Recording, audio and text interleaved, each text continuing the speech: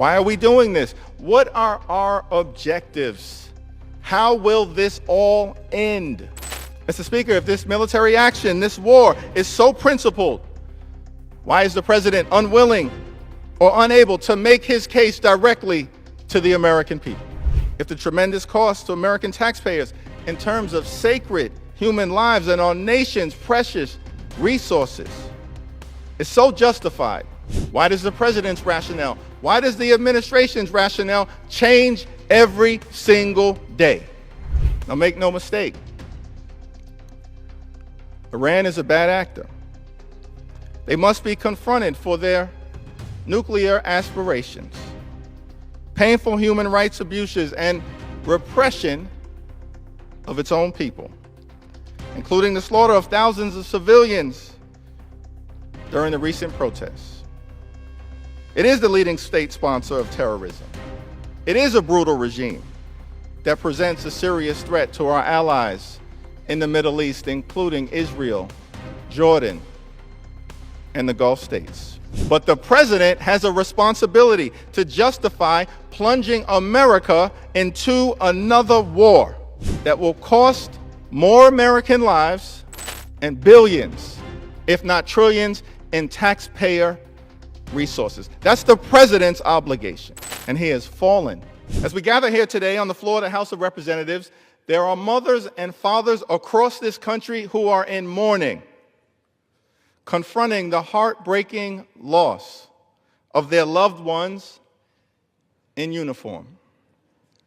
My prayers are with the families of the 6 American service members who have been killed overseas in Donald Trump's war of choice. We're thankful for their heroism, their bravery, and their patriotism, and may their memories always be a blessing. Mr. Speaker, every member who serves in this chamber has sworn an oath of office. It seems as though many of my Republican colleagues have forgotten that. So let me remind you in part as to what it says. I do solemnly swear that I will support and defend the Constitution of the United States against all enemies, foreign and domestic. So help me God. In this remarkable country, the greatest nation in the history of the world, we don't swear an oath to a king, to a political party, or to a man bent on desecrating the Oval Office. In the Congress, in the courts, and in the military, we swear an oath to the United States Constitution. Mr. Speaker, when the framers drafted that glorious document, they feared the rise of a monarch, a demagogue, a tyrant. Today we are here on the House floor because the Constitution, the binding document that makes us all Americans, is being trampled on by a wannabe king. As members of the House of Representatives, the branch of government who the framers decided would be the closest to the American people, to reflect the hopes, the dreams, the aspirations, the fears, the concerns, the anxieties, the life experiences, and the passions of the American people. We have a solemn obligation, Democrats and Republicans alike. We are all guardians of the American people and of the Constitution. We swore an oath that compels us to ensure that this president's modern-day injuries and abuses come to an end. We're at war now in the Middle East, spending billions of dollars to bomb Iran, when Republicans refuse to find a dime to make health care affordable for the American people, to make sure that everyday Americans can go see a doctor when they need one. This war has not been authorized by the people's representatives here in this glorious House. Article 1 of the Constitution explicitly provides Congress with the sole authority to declare war. There is nothing ambiguous about that. The framers made that decision because they were concerned about kings who throughout time plunged their people into unnecessary wars, impoverishing them or imperiling their lives by sending them off to a foreign conflict, often to pillage the resources of others for the benefit of a tyrant and his family. Sound familiar? That's why the power to declare war was given explicitly to the House and to the Senate, given to the people's representatives. Abraham Lincoln, as a member of this House in 1848, once profoundly observed the provision of the Constitution giving the war-making power to Congress was dictated, as I understand it, by the following reasons. Kings had always been involving and impoverishing their people in wars, pretending generally, if not always, that the good of the people was the object. This our convention understood to be the most oppressive of all kingly oppressions, and they resolved to so frame the Constitution that no one man should hold the power of bringing this oppression upon us. Then Congressman Abraham Lincoln, Republican Congressman, 1848. That is why we have advanced this War Powers resolution today. Donald Trump intentionally refused to get authorization from Congress for this war of choice, a war that has now exploded to more than 10 countries across the Middle East. The President has not even, Mr. Speaker, bothered to offer a coherent answer to the most basic questions that any commander-in-chief should address when making the solemn decision to take us to war. Why are we doing this? What are our objectives? How will this all end? Mr. Speaker, if this military action, this war, is so principled, why is the President unwilling or unable to make his case directly to the American people? If the tremendous cost to American taxpayers in terms of sacred human lives and our nation's precious resources is so justified, why does the President's rationale, why does the administration's rationale change every single day? Now, make no mistake, Iran is a bad actor. They must be confronted for their nuclear aspirations, painful human rights abuses, and repression of its own people, including the slaughter of thousands of civilians during the recent protests. It is the leading state sponsor of terrorism. It is a brutal regime that presents a serious threat to our allies in the Middle East, including Israel, Jordan, and the Gulf states. But the President has a responsibility to justify plunging America into another war that will cost more American lives and billions, if not trillions, in taxpayer resources. That's the President's obligation. And he has fallen woefully short of that responsibility.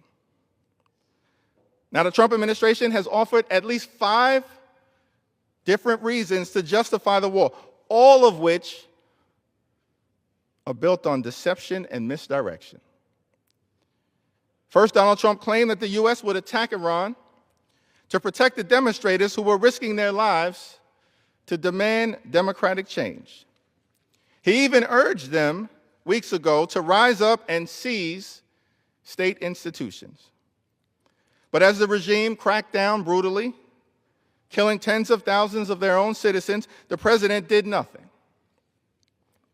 Even as Donald Trump urged ordinary Iranians to take greater risks, there was never a viable military option for defending unarmed protesters against a brutal police state without sending hundreds of thousands of American troops into Iran.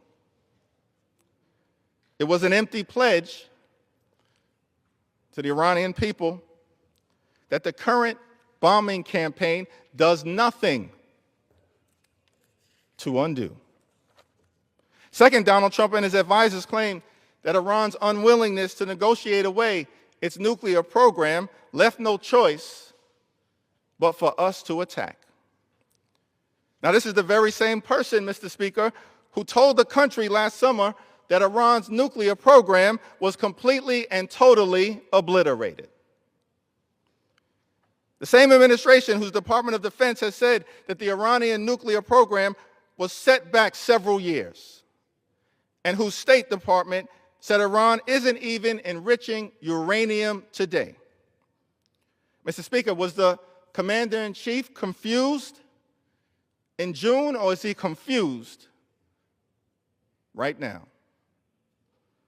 It was not long ago when America could be sure that we were preventing Iran from pursuing a nuclear weapon. The Iran nuclear agreement successfully did that until Donald Trump recklessly decided to pull the plug because he suffers from Obama derangement syndrome. The president has spent much of the past year trying and failing to restore the same negotiated safeguards he abandoned for partisan political reasons. And because of his failure to negotiate the guardrails that he destroyed, he has now taken us to war. Third, President Trump claims that Iran poses an imminent threat to the United States through its development of intercontinental ballistic missiles that could perhaps someday reach our shores. If Iran is actually on the verge of having that capability, the president should provide the evidence.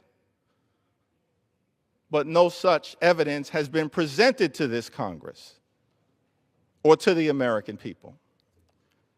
We can only assume that it does not exist. Fourth, Donald Trump said that he wanted to achieve regime change. Now, Donald Trump is an individual who promised Americans on the campaign trail that launching regime change wars in the Middle East has been one of the most foolish and costly things that the United States has ever done. Those are Donald Trump's words on the campaign trail.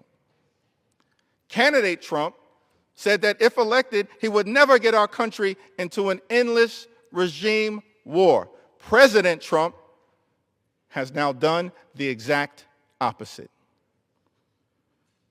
Regime change wars are among the most expensive things that we can undertake. And yes, Secretary Hegseth, for decades, they have failed to accomplish their objective. Vietnam was a regime change war. Afghanistan was a regime change war. Iraq was a regime change war. And despite the incredible bravery of our heroes and patriots, because of failed policy decisions, they didn't work out. Even if the Iranian regime were to fall, we have no way to control what comes next, which most experts believe would be the Iranian Revolutionary Guard-led government rising up and being just as repressive and antagonistic as the current theocracy, and perhaps even more committed to the acquisition of nuclear weapons. Fifth, and most recently, Donald Trump said, "I had a feeling Iran would attack as some sort of rationale for going to war. Donald Trump had a feeling that Iran would attack. The United States government has initiated a war, put American lives at risk. 6 patriots have already been killed. Thousands of American citizens are stranded in the Middle East, and he's plunged the entire Middle East into a war and chaos over a feeling. It's outrageous, it's unacceptable, it shocks the conscience. The last few days, 6 service members have died, and the Trump administration has acknowledged that more of our heroes are going to be killed. We have no concrete justification for why we are putting American troops in harm's way and spending billions of dollars on a foreign war while the affordability crisis rages here at home. A crisis Donald Trump said he would fix on day one, but instead, Republican policies have made worse. Taxpayer dollars should be used to drop grocery prices, drop housing costs, and drop health insurance premiums. Instead, Donald Trump is spending billions of taxpayer dollars to drop bombs in the Middle East. Mr. Speaker, the president's war is unwise, it's unpopular, unauthorized, unlawful, and unconstitutional. And in the United States, we serve the rule of law, not the rule of man. James Madison once wrote in 1788, "The accumulation of all powers, legislative, executive, and judiciary, in the same hands, may justly be pronounced the very definition of tyranny." Our Constitution requires the president get approval from the Congress before launching a war. That has not happened. And that's why this bipartisan resolution, led by Democrats, is on the floor of the House of Representatives today. In their wisdom, the framers believed that they had made it impossible for a president to do what Donald Trump has just done, and that no other president has done before, launched a major war in the Middle East without the approval of Congress. That's what Donald Trump's time in office has been all about. Failure after failure, betrayal after betrayal, disaster after disaster.